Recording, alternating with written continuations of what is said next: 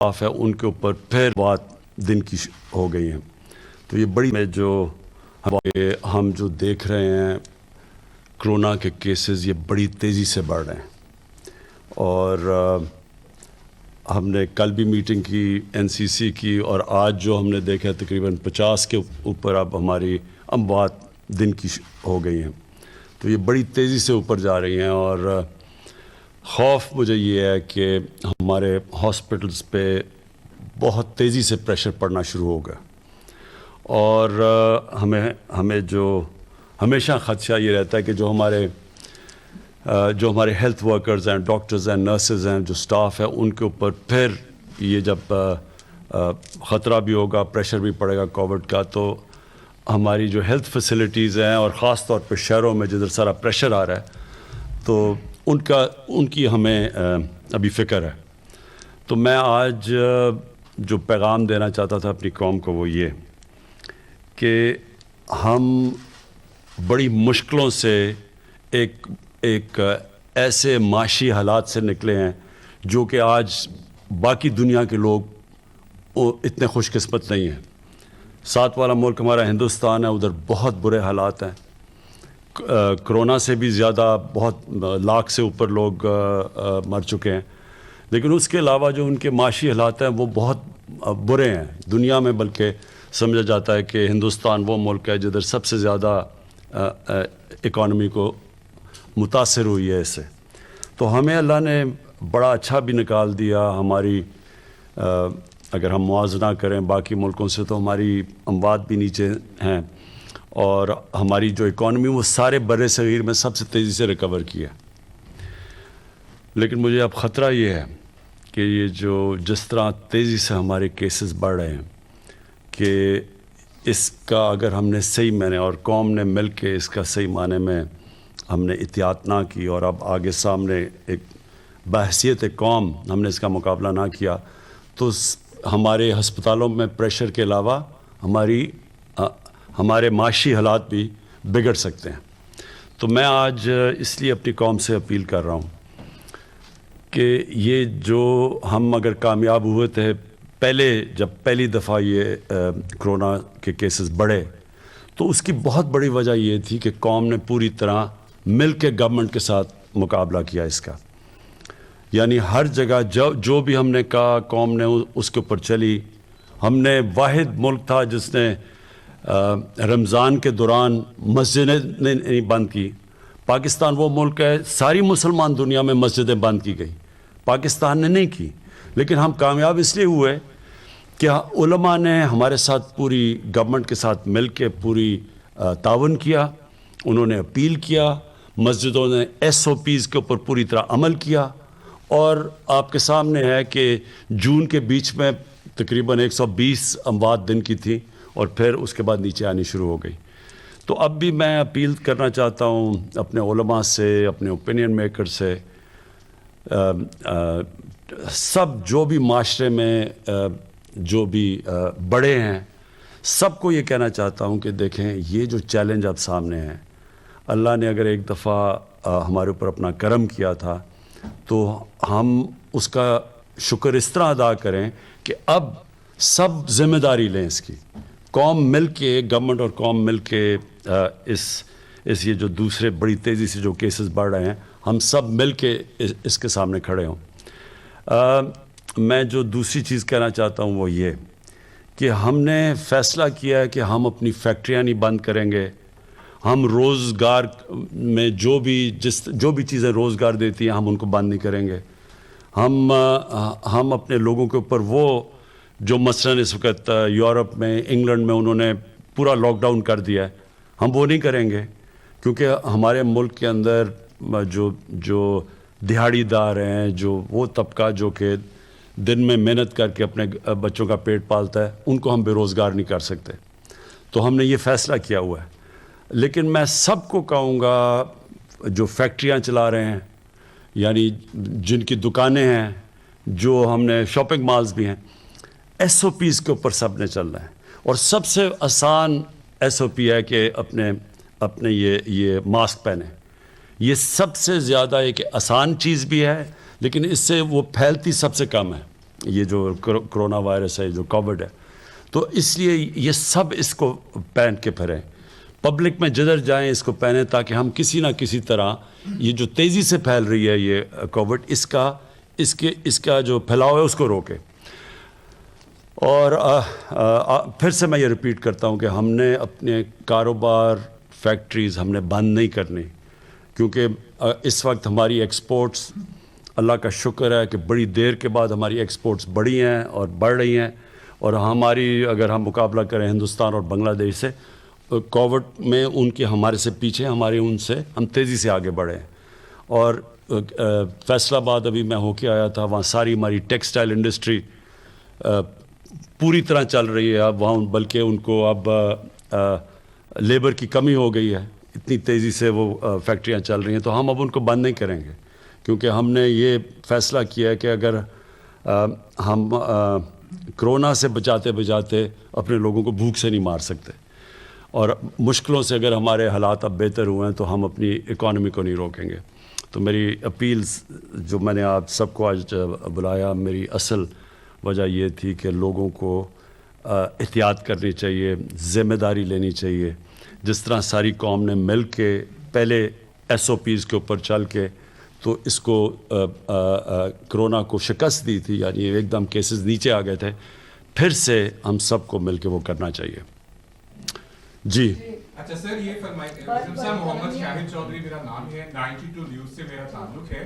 سر یہ فرمائیے گا کہ آپ نے پہلے بھی کرونا کے اوپر جو ہے بڑے زبردست اقدامات کیے, اب اپوزیشن کی جانب سے جلسے جلوس لگاتار کیے جا رہے ہیں, اب ان کی جانب سے جنوری میں حکومت جانے کی اطلاعات بھی دی جا رہی ہیں, کیا وجہ ہے؟ کیا ان کو جلسے جلوس کی آپ اجازت دیں گے, جبکہ آپ نے تعلیمی ادارے جو ہیں وہ بھی بند کر دیے ہیں؟ کیا آپ نہیں سمجھتے کہ ان کے جلسے جلوس جو ہیں ان کو روکنا چاہیے؟ دیکھیں 50 سے اوپر اموات ہوئی ہیں پچھلے 24 گھنٹے میں, اور یہ گئی ہیں تقریباً 2 ہفتے میں, یہ 8-9 سے یا 6-7-8 اس طرح تھی, ادھر سے پہنچی ہیں 2 ہفتے کے اندر 50 پہ پہنچ گئی ہیں. اور اگر یہ احتیاط نہ کی, آپ دیکھتے رہیں گے کیونکہ یہ تو ساری اب ریکارڈڈ ہیں, تو یہ اسی طرح بڑھتی جائیں گی.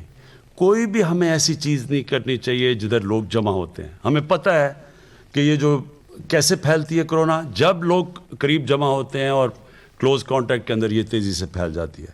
اس لیے میں نے پہلے بھی اپیل کی تھی, ہم نے اپنا جلسہ پہلے بھی ختم کر دیا تھا.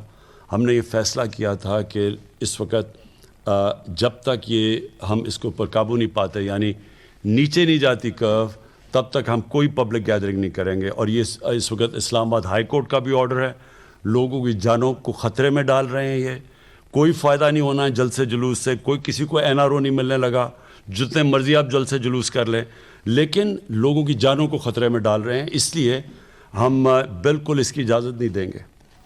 صاحب یہ رہنمائی فرمائیے گا کہ آپ کی لاہور میں موجودگی سے استفادہ کرتے ہوئے لاہور سے متعلق ایک سوال کرنا چاہ رہا ہوں کہ پنجاب میں عثمان بزدار کی قیادت میں ہر ہفتے کسی نہ کسی پروجیکٹ کا جو ہے وہ افتتاح ہو رہا ہے, لانچنگ ہو رہی ہے. ایک آپ کا پروجیکٹ ہے جو میگا پروجیکٹ جسے کہتے ہیں, 5000 ارب سے زائد کا پروجیکٹ, جو راوی ریور اربن پروجیکٹ ہے. اس کے حوالے سے کچھ ابہام بھی ہیں کہ اتنا پیسہ کہاں سے آئے گا, لاہور کی آگے ہی اتنی آبادی ہے, کیا اس سے کوئی آلودگی میں اور کوئی اضافہ نہیں ہوگا؟ آپ کے ذہن میں کیا ویژن ہے کہ یہ پروجیکٹ ملک کے لیے یا لاہور کے لیے کیا فوائد دے گا؟ دیکھیں, یہ بڑا اچھا آپ نے یہ سوال پوچھے ہیں کہ یہ پروجیکٹ جو ریور راوی پروجیکٹ ہے اس کا کیا فائدہ ہوگا. 2 پروجیکٹس ہیں اس وقت جو بہت ضروری ہیں پاکستان کے لیے. ایک ہے راوی کا پروجیکٹ, دوسرا ہے کراچی میں جو بنڈل آئلینڈ پروجیکٹ ہے. یہ کیوں ضروری ہے؟ کراچی پھیلتا جا رہا ہے, اور اگر کراچی کے اوپر اگر نہ ایک ماڈرن شہر بنے جو پریشر لے کراچی سے, تو کراچی اتنا پھیل گیا ہے کہ نہ وہاں گندگی اٹھ سکتی ہے, نہ وہاں کچرا اٹھ سکتا ہے, نہ سیوریج سسٹم کام کرتا ہے, نہ پانی پہنچ سکتا ہے, کیونکہ جتنا شہر پھیلتا جائے اتنا مسئلہ آ جاتا ہے. اور پھر آلودگی, پولوشن بڑھتی جاتی ہے, کیونکہ آپ اگر کانکریٹ پھیلاتے جائیں گے پولوشن بڑھتی جائے گی. لاہور کا کیا ہے کہ لاہور میں سب سے بڑا مسئلہ آ گیا کہ پانی لاہور کا بالکل نیچے چلا گیا, اور جس ریٹ پہ لاہور پھیلا ہے, لاہور ہم پچھلے 20 سال میں 1.5 गुना ज़्यादा बढ़ गया है جو لاہور 20 سال پہلے تھا اور آج. اور پچھلے 20 سال میں لاہور کے جو درخت ہیں وہ 70% کم ہو گئے ہیں, جو گرین کور ہے وہ کم ہو گئے, جس کی وجہ سے آلودگی بڑھ گئی ہے اور یہ بہت بڑا ایشو بن گیا لاہور میں. ایک پانی کا مسئلہ آ گیا, ایک یہ پولوشن بڑھ گئی, اور تیسری چیز لاہور پھیلتا جا رہا ہے اور پھیلتا جا رہا ہے. اگر یہ جو راوی پروجیکٹ جدھر بن رہا ہے, اگر لاہور میں اگر یہ ایک نیا شہر جو یہ بن رہا ہے راوی پروجیکٹ, اگر یہ نہیں بنتا, ویسے ہی 5-6 سالوں میں لاہور نے وہاں پہنچ جانا ہے. اور ہوگا کیا کہ ان پلانڈ ڈیولپمنٹ ہے یہ ساری. ان پلانڈ ڈیولپمنٹ کا مطلب کہ نہ کوئی دیکھتا ہے کہ سیوریج ہے, نہ گندگی کدھر جائے گی, کچھ نہیں دیکھتا, وہ ساری جا رہی ہے راوی میں, جو کہ ایک سیوریج, صرف سردیوں میں صرف سیوریج ہی ہے راوی کے اندر, پانی ختم ہو گیا. تو مقصد اس کا راوی پروجیکٹ کا لاہور کو بچانا ہے. جو بنڈل آئلینڈ کا پروجیکٹ ہے وہ کراچی کو بچانا ہے سب سے پہلے تو, کیونکہ یہ اوپر جائیں گے, یہ جو دو ہیں یہ بجائے اس طرح پھیلیں گے, یہ اوپر جائیں گے تاکہ, اور اگر یہ پھیلتے جائیں گے تو جو فوڈ سیکیورٹی ہے پاکستان کی, مثلا آپ کی جو زراعت ہے, جو ایگریکلچر ہے, اس کے لیے زمین کم ہوتی جا رہی ہے. اس لیے ساری دنیا میں, نیو یارک میں کیوں شہر اوپر جاتے ہیں, کیونکہ وہ بچاتے ہیں اپنے گرین ایریاز کو. تو یہ جو راوی کا پروجیکٹ ہے, پہلے تو یہ پانی بچائے گا. اس سے راوی کے اوپر میں نے اس لیے عمران منیر کو خاص طور پہ یہاں بٹھایا ہے کہ یہ آپ کو مختصر بتا دیں گے کہ اس کے کیسے وہ لاہور کی واٹر ٹیبل اوپر آئے گی, کیسے ٹریٹمنٹ پلانٹ لگائے جائیں گے سیوریج کے, تاکہ صاف پانی جائے راوی کے اندر, تاکہ راوی ریور, جو راوی بالکل ہی نالا بن گیا سردیوں میں, اس کو کیسے ریوائیو کرنا ہے. راوی بھی بچے گا, گراؤنڈ واٹر بھی کیسے لاہور کا اوپر جانا ہے. پھر 60 لاکھ درخت اگائے جائیں گے وہاں تاکہ وہ ہوا کو صاف کرے. ایک ماڈرن سٹی بنے گی جو کہتے, جو سارا جو گرین سٹی کہتے ہیں, دونوں کراچی, وہ بنڈل آئلینڈ کا بھی وہ, اور میں بنڈل آئلینڈ جو آئلینڈ کا جو ہے جو کراچی کا جو آئلینڈ ہے اس کا بھی آپ کو بتا دوں. وہ جو ہے وہ اس کی سب سے بڑی چیز یہ ہوگی کہ جو وہاں مینگروو, وہ جو درخت اگے ہوئے ہیں, ان کو بچائیں گے. پھر وہ جو مچھلی پکڑنے والے ہیں, ان کے لیے جو مچھیرے ہیں, ان کے لیے پوری طرح ہم تیاری کر رہے ہیں, کیونکہ وہ اس وقت جو وہاں پانی جا رہا ہے وہ صرف سیوریج جا رہا ہے سارے کراچی کا.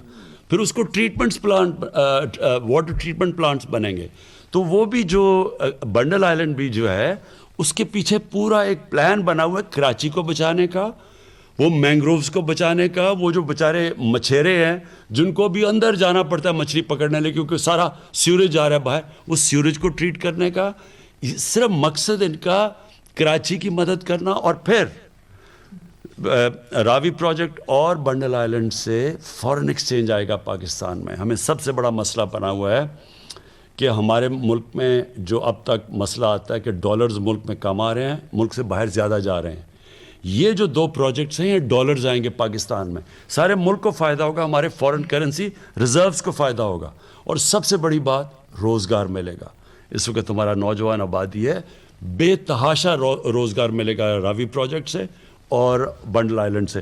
مختصراً آپ پلیز اگر عمران آپ بتا دیں لوگوں کو کہ یہ جو راوی پروجیکٹ ہے, اس کے ذرا 1 2 3 یعنی 4-5 پوائنٹس بتا دیں لوگوں کو. بسم اللہ الرحمن الرحیم. جیسے کہ ابھی پرائم منسٹر صاحب نے بتایا, اس کا سب سے بڑا امپیکٹ پانی سے ریلیٹڈ ہے.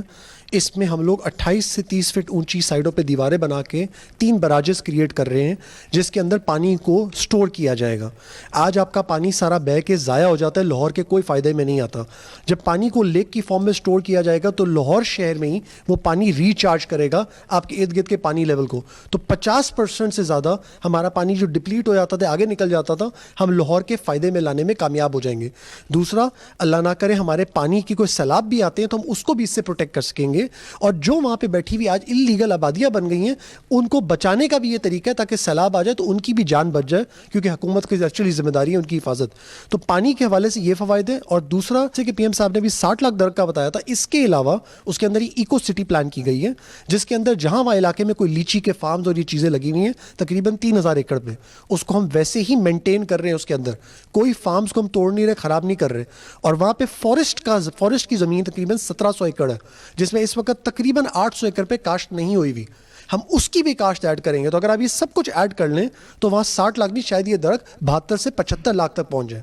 تو it's totally eco friendly, environment کے فائدے کے لیے ہے اور پانی کے مسئلے حل ہوتے ہیں. اور سب سے بڑی بات, لاہور شہر کا پانی ٹریٹ ہو کے اس کو کہیں پھینکنے کا یا ڈسپیل کرنے کا ہمارے پاس آج طریقہ نہیں ہے. ہم نے پھینکنا دریائے راوی میں, پانی بہ جائے گا, اینڈ میں جا کے کہیں سمندر میں گر جائے گا, ضائع ہو جائے گا. یہاں پہ 7 واٹر ٹریٹمنٹ پلانٹ لگائے جا رہے ہیں جو لاہور شہر کا پانی بھی ٹریٹ کرے گا اور وہ جو راوی کے ارد گرد اگر وادیاں بنتی ہیں ان کا بھی پانی ٹریٹ کرے گا. تو اس پانی کے ذخیرے کو بچانے سے ہم اپنے فیوچر کے پانی کے مسائل بھی حل کر لیں گے.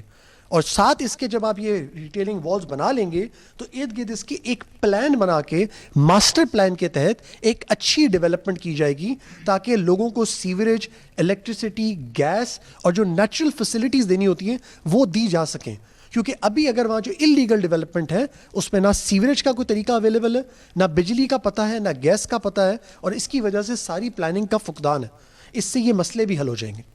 جی تھینک یو. میرا نام باسم محمود ہے, GNN TV سے میرا تعلق ہے. میرا سوال سفارتی معاملات سے ہے. جس طرح سے حکومت نے شروع میں پاکستان کو معاشی بحران سے نکالنے کے لیے جو دوست ممالک ہیں ان سے کانٹیکٹ کیا, بڑا فائدہ ہوا, اور انڈیا کا جو پروپیگنڈا تھا اس کو بڑا اچھے طریقے سے کاؤنٹر کیا. لیکن ابھی ایک نیا معاملہ جو مشرق وسطیٰ میں شروع ہوا ہے اسرائیل کو تسلیم کرنے کے معاملے میں, تو حکومت کی کیا پالیسی ہے, کس طرح سے پاکستان کو جو آئسولیشن اگر جاتا ہے اس سے کس طرح سے اس کو بچایا جائے گا؟ دیکھیں, سب سے پہلے تو اگر جو سب سے بڑی, اگر میں کہوں کہ ایک سب سے بڑی جو کامیابی ہماری حکومت کی ہے وہ پاکستان کی فورن پالیسی ہے. کبھی بھی آپ اگر دیکھ لیں دنیا میں ایک اتنی ملک کی ایکسیپٹیبلٹی نہیں جتنی آج پاکستان کی ہے. اب تک یہ ہوتا رہا تھا کہ ہندوستان ایک بڑا اچھا ملک تھا اور پاکستان صرف دہشت گردوں کا تھا. آج آپ دیکھ لیں انٹرنیشنل پریس صرف اور صرف ہماری حکومت کی انٹرنیشنل لابنگ کی وجہ سے آج دنیا میں جدھر جدھر ہم نے جا کے اپنی فورن پالیسی اور ایکسپوز کیا ہے کہ جو ہندوستان کر رہا ہے اس وقت کشمیر میں اور ہندوستان میں, کبھی بھی یہ کامیابی پاکستان کو نہیں تھی. اور اگر آپ کسی بھی جو جانتا ہے فورن پالیسی جو ہمارے فارمر ڈپلومیٹس ہیں, جو پرانے ڈپلومیٹس, کسی سے پوچھ لیں کہ جدھر آج پاکستان کھڑا ہے کبھی پچھلے 50 سال میں بتا دیں کہ پاکستان کی یہ سٹینڈنگ تھی. نمبر 2, یہ جو افغانستان کے ساتھ اس وقت پاکستان کا جو رول ہے, آپ اس سے پہلے دیکھ لیں کہ افغانستان پاکستان کو سمجھتا تھا کہ ہم ان کے مخالف ہیں, ہندوستان کے وہ زیادہ قریب تھا. امریکہ ہمیں کہتا تھا کہ ہم دوگلی گیم کھیل رہے ہیں, ڈو مور کرو. آج امریکہ اپریشیٹ کر رہا ہے پاکستان کو. آج افغانستان سے ہمارے بہترین تعلقات ہیں. وجہ کیا اس کی کہ آج پاکستان کو دنیا یہ سمجھتی ہے وہ ملک جو کہ امن لے کے آ رہا ہے افغانستان میں, جس نے پوری کوشش کی سب سے پہلے کہ امریکی اور طالبان کی بات چیت کروائی اور اس کے بعد پھر افغان گورنمنٹ اور طالبان کو بٹھایا. وہاں مشکلات ہیں لیکن پاکستان کا ایک پازیٹیو رول دنیا آج ایکنالج کر رہی ہے. آج ہمیں کوئی ڈو مور نہیں کہہ رہا. اور یہ اگر آپ دیکھیں تو مجھے ذرا دیکھیں پچھلے 20 سال میں پاکستان کو کتنی ذلت کا سامنا کرنا پڑا ہے کہ ڈو مور کہیں, اور پھر ہمیں برا بھلا بھی کہا, جنگ کسی اور کی ذمہ دار ہمیں ٹھہرایا جا رہا تھا ان کی کامیابی نہ ہونے کی. اور اگر آپ ہمارا ترکی سے اچھے تعلقات ہیں, ہمارے ایران سے اچھے تعلقات ہیں, سعودی عربیہ سے ہیں, UAE سے ہیں, ہمیں کوئی کسی قسم کا پریشر نہیں تھا کہ جی ہم کہ اسرائیل کو ہم ریکگنائز کریں. پاکستان کا تو موقف ہے, قائد اعظم کی 1948 میں سٹیٹمنٹ دی ہوئی تھی کہ جب تک کہ فلسطینیوں کو ان کا حق نہیں ملے گا, انصاف نہیں ملے گا, ہم ان کو تسلیم نہیں کر سکتے, اور اسی پہ پاکستان کھڑا ہے. Last question. یہ بتائیے گا خان صاحب کہ باری خان صاحب یہ بتائیے گا کہ ریور راوی اتھارٹی کے حوالے سے اور نیا شہر جو بنانے جا رہے ہیں اس کے حوالے سے میرا سوال ہے. ماضی کی اگر آپ 10-15 سال کی گورنمنٹس کا جائزہ لیں تو بڑے پروجیکٹ اناؤنس ہوئے اور وہ پروجیکٹ جو ہے لوگوں کے اوورسیز کے اربوں بلینز آف روپیز آئے, لیکن وہ سارے جو ہے کہیں قبضہ ہو گیا, عدالتوں میں کیسز. یہ شہر جو جتنی آپ کی کریڈیبلٹی ہے آپ یہ بنا جائیں گے, لیکن جو جتنا ٹرسٹ ہے اوورسیز کو اور پاکستانیوں کو, آپ کس طرح مینیج کریں گے کہ ان کا جو سرمایہ ہے وہ محفوظ رہے, اس پر کوئی قبضہ گروپ نہ آئے, جس طرح پولیٹیکل کچھ پارٹیز بھی ان کو جو ہے وہ پشت پناہی ان کی کرتی تھی. کیسے مینیج کریں گے لوگوں کی توقعات کو؟ دیکھیں میں بار بار کہتا ہوں پاکستانیوں کو کہ ہمارا سب سے بڑا اثاثہ بیرون ملک پاکستانی ہے. ان کے ابھی تک ہم نے پاکستان میں وہ سسٹم ہی نہیں بنایا تھا کہ وہ اپنا پیسہ پاکستان لا سکیں. زیادہ سے زیادہ وہ کوئی پلاٹ لیتے تھے اور ان کے اوپر بھی قبضے ہو جاتے تھے. ایک تو یہ جو 2 بڑے پروجیکٹس ہیں ان کے اندر انشاءاللہ جو میں جانتا ہوں بہت زیادہ انٹرسٹ ہے اوورسیز پاکستانیز کا, جس کی وجہ سے ڈالرز آئیں گے پاکستان میں, جس کی وجہ سے ہمارے فارن ایکسچینج ریزروز اوپر جائیں گے. لیکن جو دوسری بات کی آپ نے کی, ہمیں پوری طرح ہم اب قبضہ گروپس کے پیچھے جا رہے ہیں. پنجاب میں خاص طور پہ ایک عثمان بزدار نے پوری ایک ان کی ٹیم سارے بڑے بڑے قبضہ گروپ کے پیچھے جا رہے ہیں. ابھی آپ کو لاہور کے قبضہ گروپ کی آوازیں سنیں گے, ابھی آپ چیخوں کی آوازیں سنیں گے, اور اس کے بعد بڑے بڑے قبضہ گروپ, اور یہ سارے ملے ہوئے تھے. ہم نے پوری طرح تفتیش کر کے یہاں تک پہنچے ہیں کہ قبضہ گروپس کو پولیٹیکل پارٹیز ان کو بیک کر رہی تھیں, یہ ان کے لیے پیسے اکٹھے کر کے دیتے تھے, یہ ان کے جلسے کراتے تھے, ان کو الیکشن میں پیسے دیتے تھے. اس کے بعد وہ ان کو پوری کوئی ایڈمنسٹریشن ان کو ہاتھ نہیں لگاتی تھی. پرائم گورنمنٹ کی زمینوں کے اوپر انہوں نے قبضے کیے ہوئے ہیں. کئی پولیٹیشنز نے بڑے بڑے پلازا بنائے ہوئے ہیں, گورنمنٹ کی اربوں روپے کی زمینوں کے اوپر پلازے بنائے ہوئے ہیں. ان سب کے پیچھے ہم جا رہے ہیں, اور ہم ایک پوری چیف سیکرٹری کے ساتھ ہم نے پورا ایک پروگرام بنایا ہوا ہے کہ ایک پوری اب ٹیم بنے گی. یہ جو سوسائٹیز کے اندر یہ قبضہ گروپ بیٹھے ہوئے ہیں جو کہ دیکھ لیتے ہیں کہ اچھا جی اوورسیز پاکستانی ہیں, وہ یہاں ہے نہیں, وہ نہیں ہوتے تو ان کی زمینیں قبضہ, اس کے اوپر اب پورا پلان کر رہے ہیں. تو آپ لاہور میں بیٹھے ہیں, آپ دیکھیں گے بہت بڑا ایکشن ہونے والا ہے ان کے اوپر. شروع ہو گیا ہے لیکن ابھی تو 5% شروع ہوا ہے. یہ آپ دیکھیں گے کہ ہم ایک قبضہ گروپ کے پیچھے جا رہے ہیں. ذیشان میرے سوال کے 2 حصے ہیں. اس وقت اپوزیشن کا جو بیانیہ ہے حکومت مخالف, وہ صرف ہے کہ مہنگائی ملک میں بہت ہے, حکومت کی معاشی پالیسیاں ٹھیک نہیں ہیں, اور آپ کی معاشی ٹیم پر اس حوالے سے خاصی تنقید ہوتی ہے. اس وقت جو ڈالر قدرے کم ہو رہا ہے, روپے کی قدر مستحکم ہو رہی ہے, کیا حکومت کی اس کے پیچھے کیا اسٹریٹجی ہے, یا یہ ایک مصنوعی چینج ہے؟ دوسرے نمبر پہ پنجاب کے اندر آٹا اور چینی بظاہر تمام ہم بازاروں میں دیکھتے ہیں موجود ہے, لیکن جس طرح کہا یہ جا رہا ہے کہ آٹا موجود نہیں ہے یا چینی موجود نہیں ہے, اتنا رش وہاں نظر نہیں آ رہا. کیا لوگوں کو اعتماد نہیں ہے, لوگ ان سہولت بازاروں میں جاتے نہیں, یا ایڈمنسٹریشن کی طرف سے کوئی ایشوز ہیں؟ دیکھیں مہنگائی کا تو میں یہ کہہ دوں کہ ہمیں ایک تو شوگر مافیا, وہ تو اب کمپٹیشن کمیشن نے بتا دیا کہ یہ ملک کے مونوپلیز بناتے ہیں اور پھر یہ ملک کے قیمتیں بڑھا دیتی ہیں چینی کی. تو اس کے اوپر تو آپ دیکھ رہے ہیں کہ چینی کی بھی اب قیمتیں نیچے آنی شروع ہو گئی ہیں, اور اس کے اندر گورنمنٹ نے امپورٹ کی چیز سستی چینی لے کے آئے. اور ہمیں پہلے یہی نہیں پتا تھا کہ شوگر مل ایسوسیشن ہی بتاتی تھی کہ قیمت کیا ہے چینی کی, وہی بیچ رہے ہیں, وہی بتاتے تھے قیمت کیا ہے, اور وہی پھر کہتے تھے کہ جی اتنی چینی ہو گئی ہے.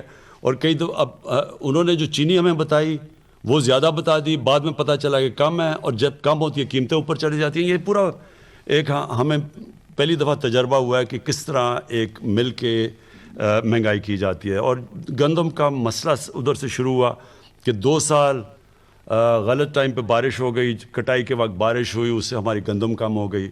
جب گندم کم ہوئی تو اس کی قیمت اوپر چلی گئی, اور ہمیں اسیسمنٹس دی گئیں وہ غلط دی گئی فوڈ سیکورٹی کی طرف سے, اور پھر جو ہم نے امپورٹ کی وہ تھوڑی لیٹ ہو گئی, جس کی وجہ سے قیمت اوپر چلی گئی.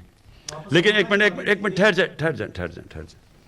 لیکن جو آپ نے بات کی نا, اس کے علاوہ 2 بڑے مسئلے تھے پاکستان کے. ایک فسکل ڈیفیسٹ یعنی آمدنی اور خرچے میں کمی, دوسری کرنٹ اکاؤنٹ ڈیفیسٹ یعنی کہ پاکستان کی تاریخ کا جو ٹریڈ ڈیفیسٹ یعنی امپورٹس اور ایکسپورٹس کے اندر $40 ارب کا خسارہ تھا. ٹریڈ گیپ یعنی کتنی ملک میں ڈالر آ رہے تھے اور کتنے باہر جا رہے تھے, $20 ارب کا خسارہ تھا. یہ تاریخی خسارے تھے پاکستان میں. 2 سال کے بعد آج ہمارا جو کرنٹ اکاؤنٹ ڈیفیسٹ کہتے ہیں, جس کے اوپر ریٹنگ ہوتی ہے ملک کی, یہ 17 سال کے بعد ایک کوارٹر یعنی پورے کوارٹر کے اندر جو ہمارا پہلی 17 سال کے بعد نفع میں گیا یعنی سرپلس میں گیا. دوسرا جو فسکل ڈیفیسٹ ہے آمدنی اور خرچے میں, اگر ہمیں انہوں نے جو لیے ہوئے قرضے ان کی قسطیں نہ دینی پڑیں, یہ بھی بڑی دیر کے بعد پاکستان کا جو فسکل سچویشن ہے وہ سرپلس میں چلی گئی ہے. پرائمری ڈیفیسٹ، پرائمری سرپلس جو کہتے ہیں، وہ پہلی دفعہ پرائمری سرپلس ہوا ہے پاکستان میں بڑی دنوں کے بعد. یعنی اگر ہمیں قرضوں کی قسطیں نہ دینی پڑیں تو ہمارے جو اس وقت آمدنی ہے وہ خرچوں سے زیادہ ہے. پہلی چیز یہ جو ڈالر ہے، ہم کوئی پیسہ نہیں خرچ کر رہے. ڈالر اپنی نیچرل ریٹ کے اوپر، مارکیٹ ریٹ کے اوپر آیا اور تھوڑا بڑھ بھی رہا تھا، اور انشاءاللہ یہ اب ڈالر آپ دیکھیں گے کہ مضبوط بھی ہوگا، کیونکہ جب آپ کا سرپلس، کرنٹ اکاؤنٹ سرپلس ہو جاتا ہے تو سیدھا سیدھا آپ کی کرنسی مضبوط ہو جاتی ہے. اور جو سب سے خوشائن چیز ہے کہ ہماری ایکسپورٹس، جو کہ پچھلے 5 سال جو نون لیگ کے 5 سال تھے، اس میں کیونکہ ڈالر انہوں نے اوپر بڑا رکھا ہوا تھا، اس سے ایکسپورٹس بلکہ وہیں کی وہیں رک گئی، 0% انکریز تھی. یہ اب بڑی دیر کے بعد پاکستان کی ایکسپورٹس ٹھیک ہو رہی ہیں. تو ہر طرف معاشی طور پہ پاکستان صحیح راستے پہ. یہ نہیں کہ ابھی مسئلے نہیں ہیں، کیونکہ ہمیں سب سے بڑا مسئلہ پڑا ہوا ہے کہ اتنا بڑا قرضے چھوڑ کے گئے ہیں، ان کا سود ہمارے اوپر پڑا ہوا ہے. لیکن جو اس وقت اکانومی ہے، اگر آپ چھوڑیں پاکستانی کیا کہتے ہیں، آپ انٹرنیشنل ایجنسیز دیکھ لیں تو ان سب کے اندر ہماری اکانومی آج پازیٹیو راستے پہ ہے. Thank you. وزیر اعظم عمران خان لاہور میں میڈیا سے گفتگو کر رہے تھے. ان کا یہ کہنا تھا کہ آج 50 اموات ہوئی ہیں.